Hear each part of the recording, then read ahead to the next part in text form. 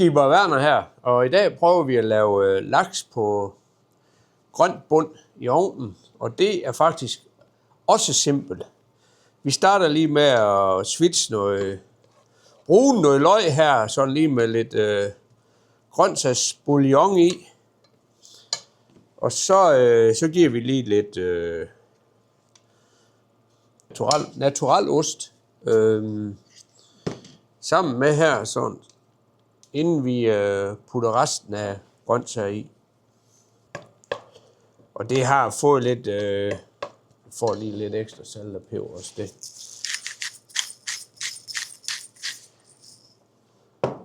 Det er jo det igen, det er jo smag og behag, hvor meget man vil have det forskellige. Det er dejligt ved sådan nogle retter her, man kan jo selv vælge, hvor meget man og hvad man vil.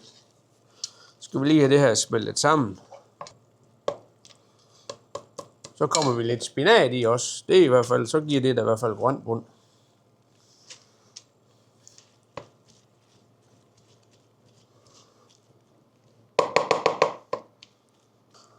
Så står vi lige og rører lidt i det her, så får det lige lidt kærlighed, så smager det bare endnu bedre. Spinat ved at være godt inde i løgn og smørosten. Så putter vi lige lidt andet grøntsager i, og vi har blandt andet noget spinat her, noget broccoli, gulerødder, det er, ja, hvad man lige har, der er tilgængeligt i køleskabet.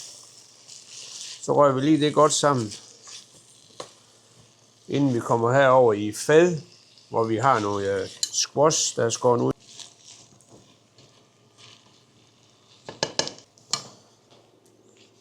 Og lige lidt mere der. Smørost her.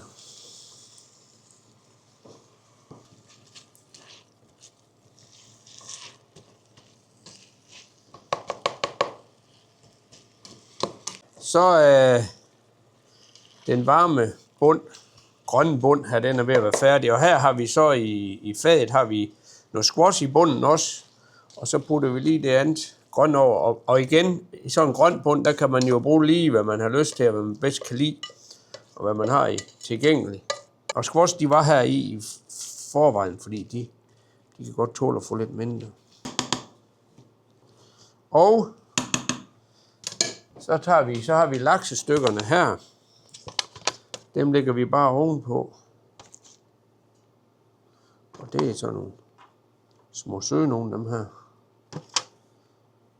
Og så skal jeg bare lige have en kvarter, max 20 minutter i ovnen. Det får lige en gang. Får lige lidt olie ovenpå, det gør ikke noget.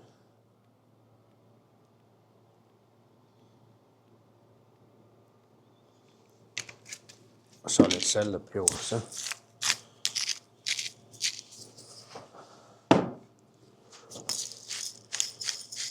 15-20 minutter i ovnen, så er den kringeling.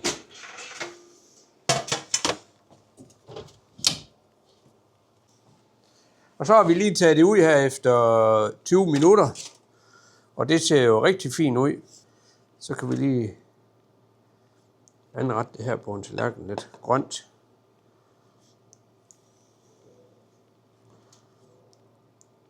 Og en stykke laks. Laks med grøn bund, så er der serveret.